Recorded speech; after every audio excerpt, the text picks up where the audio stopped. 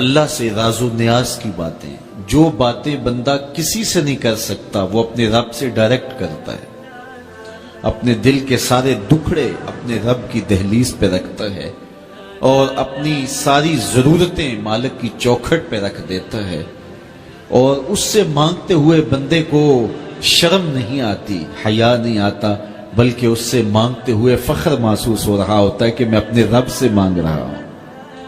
کسی اور سے مانگیں تو جھجک لگتی ہے، لیکن مالک سے مانگیں تو اپنائیت کا احساس ہوتا ہے کہ میں اس سے مانگ رہا ہوں، اس لیے کہ وہ ہمارا رب لگتا ہے، ہمارا اس سے ربط کتنا گہرا ہے۔ مسجد نبوی کا ایک کونا تھا اور ایک بندہ وہاں بیٹھ کے دعا مانگ رہا تھا، اس کے دعا کے لفظوں پہ غور کیجئے، اے اللہ میں تجھ سے اس لیے مانگتا ہوں کہ تو میرا اللہ ہے، تیرے علاوہ میرا ہے بھی تو کوئی نہیں۔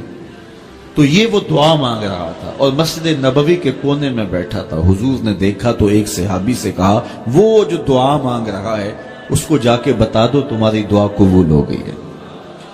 وہ مانگ اس ڈھب سے رہا ہے۔ تو یہ دعا اپنے رب سے نیاز ہے، دعا خود عبادت ہے۔ جب تمہاری ضرورتوں کا کفیل وہ ہے تو پھر اس سے نہیں مانگیں گے تو کس سے مانگیں گے؟ اور جب اس سے بندہ مانگتا ہے تو پھر وہ مانگنے والے کی لاج بھی رکھتا ہے۔ ان ربکم حیی کریم یستحیی من عبدہ اذا رفع یدیہ ان یردہما صفرا۔ تمہارا رب حیا کرنے والا کریم ہے، جب بندے اس کے سامنے ہاتھ پھیلا کے دعا مانگتے ہیں اللہ فرماتا ہے مجھے شرم آتی ہے ان کے اٹھے ہوئے ہاتھ خالی کیسے موڑوں۔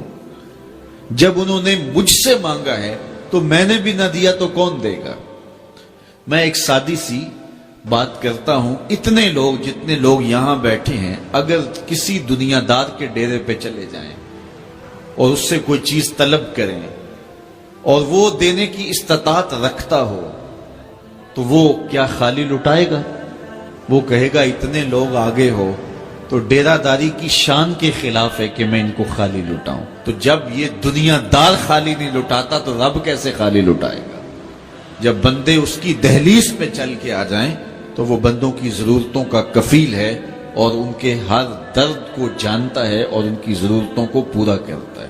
علماء نے کہا دعا ہر صورت قبول ہوتی ہے، یا تو یہ ہے کہ فوراً قبول ہو جاتی ہے، جو مانگا فوراً مل گیا، اور کبھی ایسا ہوتا ہے کہ فوراً نہیں ملتا، حکمت ہوتی ہے اور فوری دینا مناسب نہیں ہوتا تو اس کو فوری نہیں دیا جاتا، لیکن دعا بعد میں کچھ عرصے کے بعد اس کی ڈیمانڈ پوری کر دی جاتی ہے۔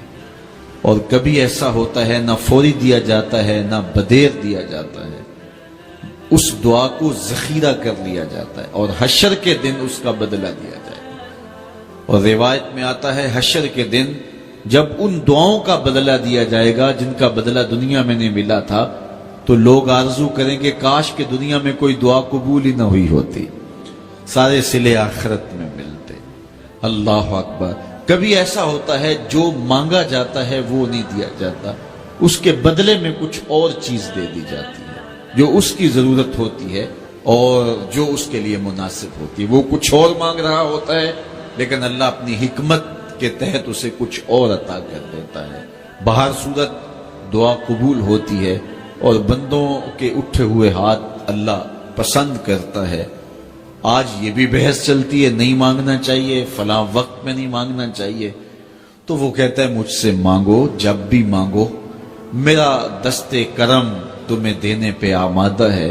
اور اگر کوئی نہیں مانگتا تو فرمایا کل ما یابو بکم ربی لولا دعاؤکم، اے محبوب فرما دو اگر یہ نہیں مانگیں گے تو اللہ بھی پرواہ نہیں کرے گا۔